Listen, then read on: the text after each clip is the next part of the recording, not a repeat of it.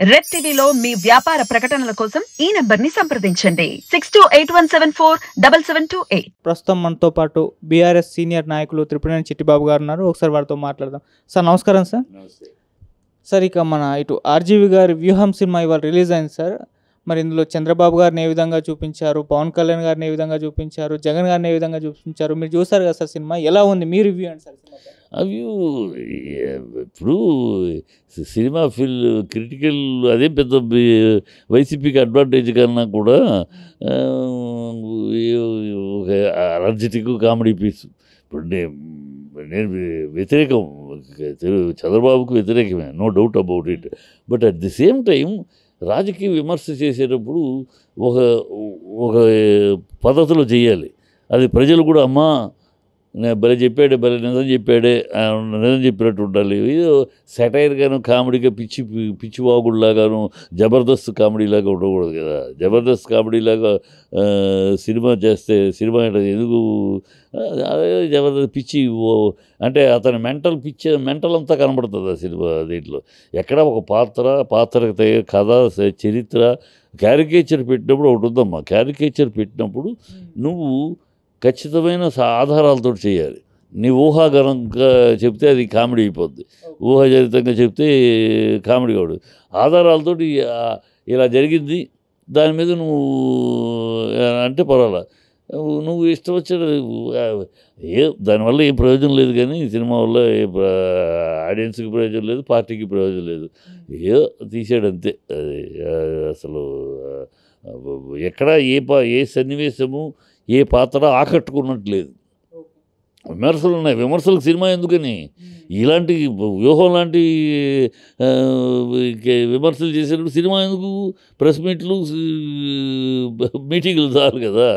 ఇక్కడ సినిమా అన్నప్పుడు దానికి దృశ్యము. ఇప్పుడు యాత్ర తీసాడు, పర్పస్ఫుల్గా తీసాడు. యాత్ర 2 తీసాడు, పర్పస్ఫుల్గా తీసాడు. ఒక కథ కనపడుతుంది, జరిగిన విషయాలు సాక్ష్యాధారాలతో ఉన్నాయి, ఇన్సిడెంట్స్ ఉన్నాయి. సో ఆయన యొక్క వైఎస్ఆర్ గారి ఔన్నత్యము, జగన్ పోరాటము, వాస్తవాలు ఇవన్నీ ప్రజలు చూసింది.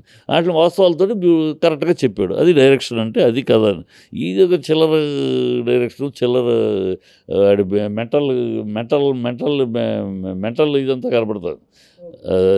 పెద్ద ఇంపాక్ట్ లేదు, ఏం లేదు. అంటే సార్ ఈ సినిమాని ఆపడానికి లోకేష్ గారు, టీడీపీ చాలా ప్రయత్నించింది, చాలా పోస్ట్పోన్లు అవుతూ మరి ఇవాళ రిలీజ్ అయింది. సో ఇంత ఆపేంత సర్కంలో ఉందంటారా?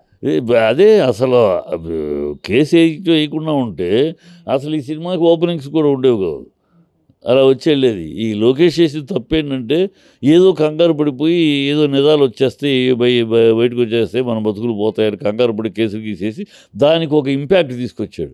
జనాలందరికీ కూడా వ్యూహం చూడాలి, ఏంటో లోకేష్ కేసు వేసాడు, ఏముందో దాంట్లో అని పెద్ద ఒక క్యూరియాసిటీ క్రియేట్ చేశాడు. అసలు అది పట్టించుకోకుండా వదిలేసి ఉంటే ఇగో మన రాజధాని ఈ రాజధానిలాగా అలా వచ్చేది పోయేది, ఎవరు పట్టించుకునే సినిమా అయ్యేది కాదు. ఇప్పుడు అనవసరంగా లోకేష్ వల్ల ఇప్పుడు నువ్వు కూడా ఆ సినిమా గురించి అడగడం లేదా అడిగేవాడివి కాదు. అది అట్లా వచ్చి వెళ్ళిపోయింది, రాజధాని ఎట్లా వచ్చి వెళ్ళిపోయింది, ఇలా ఒక ఫ్యాంప్లెట్ సినిమాగా వెళ్ళిపోయింది, ఎవరు పట్టించుకునేవాడు కాదు. లోకేష్ చేసిన తప్పదే. సినిమా వల్ల ఎటువంటి ఎలక్షన్స్ పరంగా ఇంపాక్ట్ అయితే ఎలక్షన్ ప్రకారంగా ఈ సినిమాలు చూసి ఓట్లు మనసు మార్చుకునేవాడు ఎవడు ఉండడమ్మా. ఈ సినిమాను చూసి ఇప్పుడు వైసీపీ వాడు వైఎస్పీకి వేస్తాడు, తెలుగుదేశం వాడు తెలుగుదేశానికి వేస్తాడు. మధ్యలో డెసిషన్ ఫ్యాక్టర్ ఎవరంటే ఒక 20% కొత్త ఓటర్స్, మరొక 20% మంది తటస్థమైన ఓటర్స్, న్యూట్రల్ ఓటర్స్. వీళ్ళు డిసైడ్ చేసి వీళ్ళు ఎవరు కూడా ఈ సినిమాని బట్టి నిర్ణయాలు మార్చుకోరు. ఈ చెత్త సినిమాని బట్టి ఒకవేళ చూసినా సరదాగా నవ్వుకునో లేకపోతే తలకరిపి అనుకునో లేకపోతే కొంచెం ఎంజాయ్ చేసి సెటైర్ ఎంజాయ్ చేసి వెళ్ళేవాడు తప్పితే ఈ సినిమాని బట్టి అభిప్రాయాన్ని మార్చుకుని ఎవరికి ఓటేయాలి అంటే ఓటర్ని ప్రభావితం చేసేంత విషయం కాదు ఈ సినిమా. అసలు ఆ విషయం అంత ప్రభావితం చేయగలిగే శక్తి ఈ మ్యాటర్లో లేదు, తీసిన విధానం లేదు, చెప్పిన విధానం లేదు. మళ్ళీ దీనికి కంటిన్యూషన్గా మరి శబదం మూవీ కూడా నెక్స్ట్ వీక్ రిలీజ్ అవుతుంది సార్, మరి అది ఎలా ఉంటుంది? ఏమిటి శబదం? అదే ఏముంది అతను రామగోపాల్ వర్మ తెక్క అంతా ఉంటుంది, తెక్క చెత్త అంతా ఉంటుంది.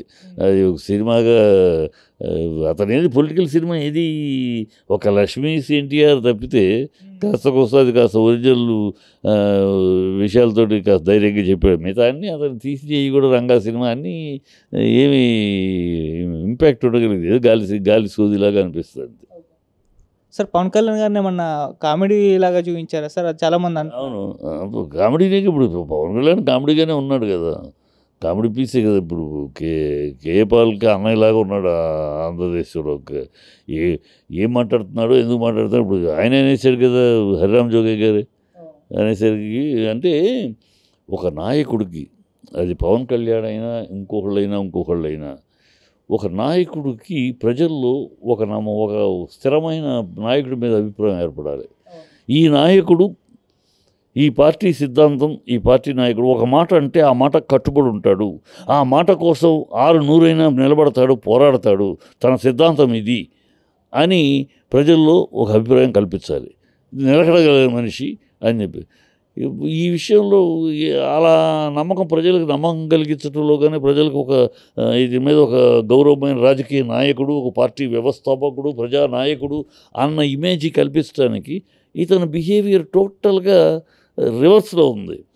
అతను కాపులందరూ కలిసి నాకు ఓటేస్తే నేను గెలుస్తాను, కాపు ముఖ్యమంత్రి ఇంతవరకు అవ్వలేదు, కాపులు నాకు ఓటేయలే అంటాడు ఒకసారి.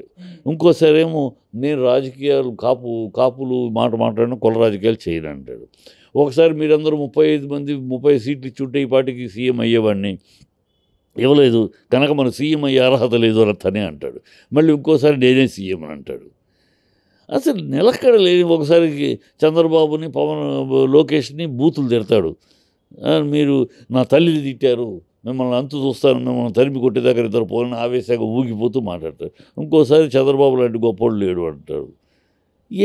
అసలు ఎట్లా ప్రజలు వెనకాల నేను ఎలా ఫాలో అవుతారు? నేను నిలకడలేని మనిషి ఇప్పుడు ఏం మాట్లాడతారు, రేపు మాట్లాడేది గుర్తుండదా?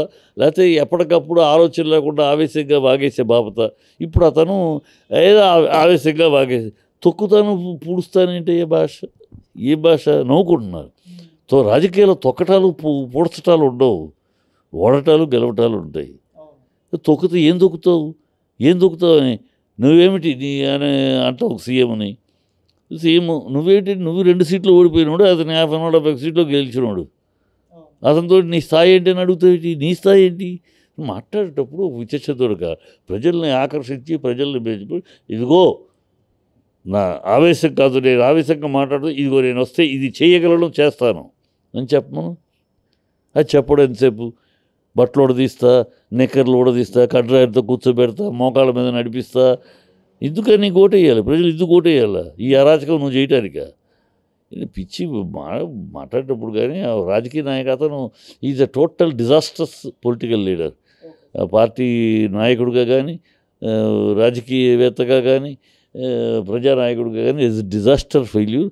ఇక ఈ సినిమా అయిన తర్వాత, ఎలక్షన్స్ అయిన తర్వాత ఆయన హ్యాపీగా సినిమాలు మానుకుని, రాజకీయాలు మానుకొని సినిమాలు చేసుకుంటే బెటర్. సినిమాగా ఓకే, సినిమా హీరోగా నేను కూడా అభిమానిస్తాను. చాలా న్యాచురల్ హీరోగా జమ్మని ఉంటుంది.